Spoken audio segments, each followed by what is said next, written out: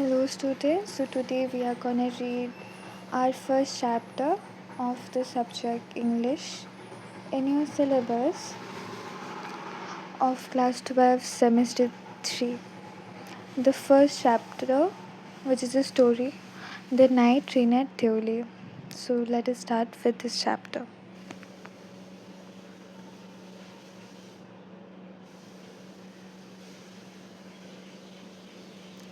So wait a second, let me just open it. Yep. So Ruskin Bond was a very famous Indian author. He was known for his expressive storytelling in simple language, focusing on nature, everyday life, and Himalayan foothills. Based on Mussoorie, he has written over 500 stories, essays, novels, including classics like The Room of the Roof, 1956.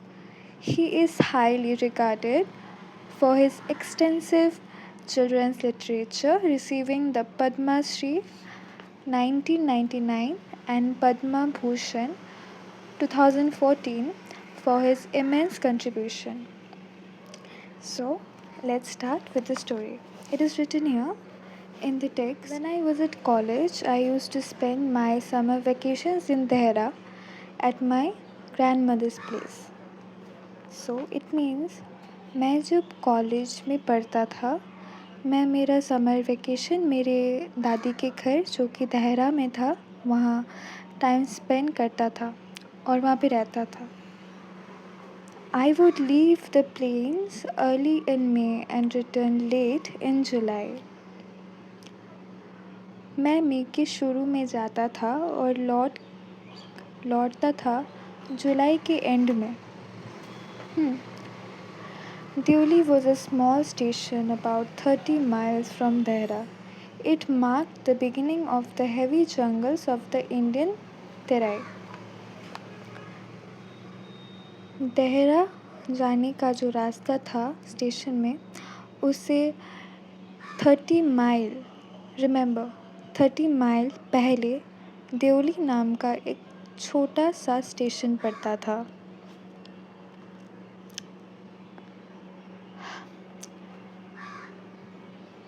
जहाँ घने जंगल थे. वहाँ से भारत का तेराई अंचल मतलब क्षेत्र जहाँ घने जंगल है वो शुरू होता था वहाँ से. अब इसके बाद यहाँ पे कह रहे हैं कि The train would reach Deoli at about 5 in the morning. Train Deoli में पहुँचता था सुबह मतलब सवेरा का टाइम या फिर भोर जैसे कहते हैं तब 5 बजे तब वहाँ पे वो देवली में पहुँचता था ट्रेन. और when the station would be dimly lit with electric bulbs and oil lamps. तब वहाँ स्टेशन में इलेक्ट्रिक लैम्प्स और हैरिकेन जिसको बोलते हैं हैरिकेन की रोशनी से वहाँ पे अंधेरे में वो जलती थी. And the jungle across the railway tracks would just be visible in the faint light of dawn. Rail line के करीब जो जंगल था सवेरे की रोशनी में थोड़ा थोड़ा दिखता था.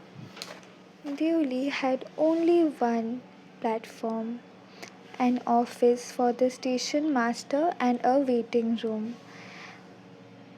देवली स्टेशन में सिर्फ एक प्लेटफॉर्म था और एक ऑफिस था जो कि स्टेशन मास्टर का था और एक वेटिंग रूम था और एक चाय का दुकान था, एक फ्रूट वेंडर था जो फल बेचता था और कुछ रास्ते के कुत्ते थे. इसके अलावा और कुछ भी नहीं था.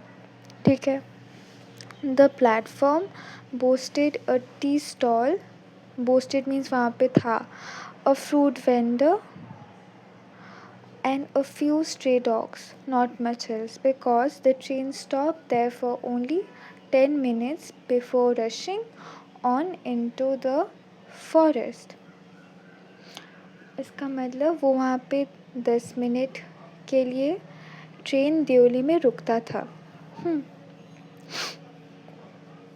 और 10 मिनट हो जाने के बाद वो जंगल में चला जाता था। The train started moving.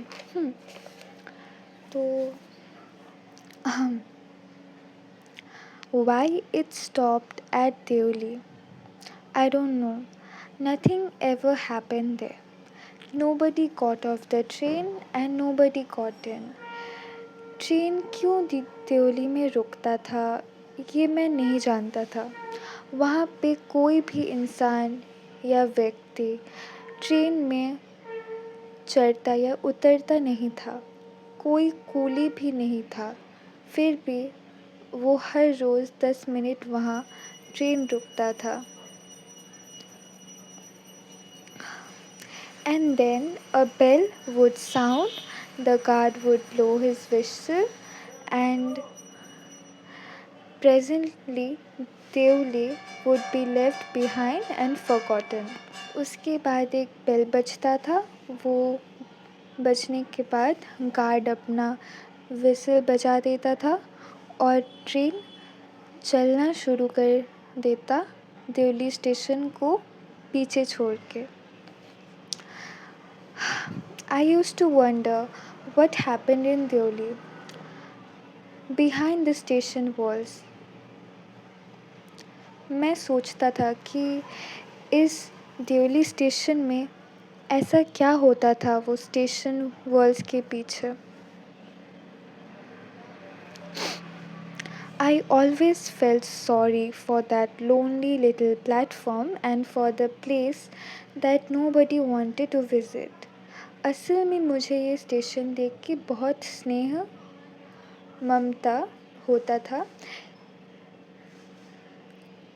वो स्टेशन देख के जो कि कोई भी विज़िट नहीं करता था। जो कि मैंने बताया कोई वहाँ पे उतरता नहीं था, चढ़ता नहीं था। Still it waited for 10 minutes in that station, the train, of course. And then I decided that one day I would get off the train at Deoli and spend the day there just to please the town. इसलिए मैंने ये decision लिया कि देवली को खुशी करने के लिए मैं एक पूरा दिन वहाँ पे रहूँगा। Okay. So it's clear up to this sentence, I guess. If you don't understand, you may go back and play the video from the starting. I was 18, visiting my grandmother, and the night train stopped at Deoli. A girl came down the platform selling basket. कुछ साल पहले मैं 18 साल का था। वो दिन भी मैं अपनी दादी के वहाँ जा रहा था। उस रात में ट्रेन सही टाइम पे रुक गया। एक कम उम्र वाली लड़की बास्केट्स बेचने के लिए प्लेटफॉर्म पे आई। It was a cold morning and the girl had a shawl thrown across her shoulders. Her feet were bare and her clothes were old, but she was a young girl walking gracefully and with dignity.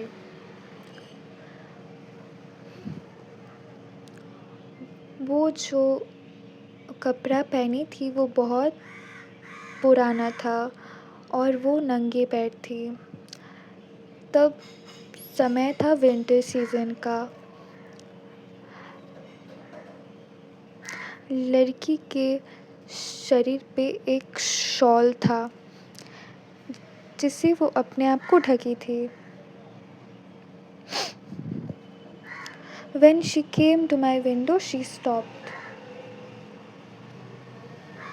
She saw that I was looking at her intently, but at first she pretended not to notice. वो लड़की मेरे window के सामने आके रुक गई। उसे समझ आया था कि मैं उसे बहुत देर तक ध्यान से देख रहा हूँ, मगर शुरू में वो चाहती नहीं थी कि मैं समझूं। She had a pale skin set off by shiny black hair. This is important, okay? Let me read this again.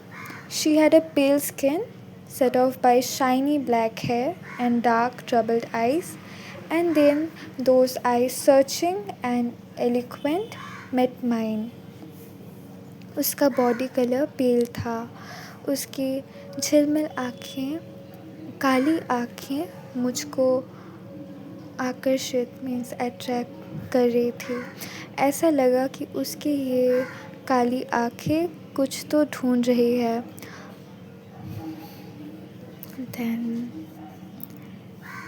she stood by my window for some time and neither of us said anything. हम दोनों एक दूसरे की तरफ देख रहे थे। हमने कुछ भी नहीं कहा था, बस हम दोनों एक दूसरे की तरफ देख रहे थे।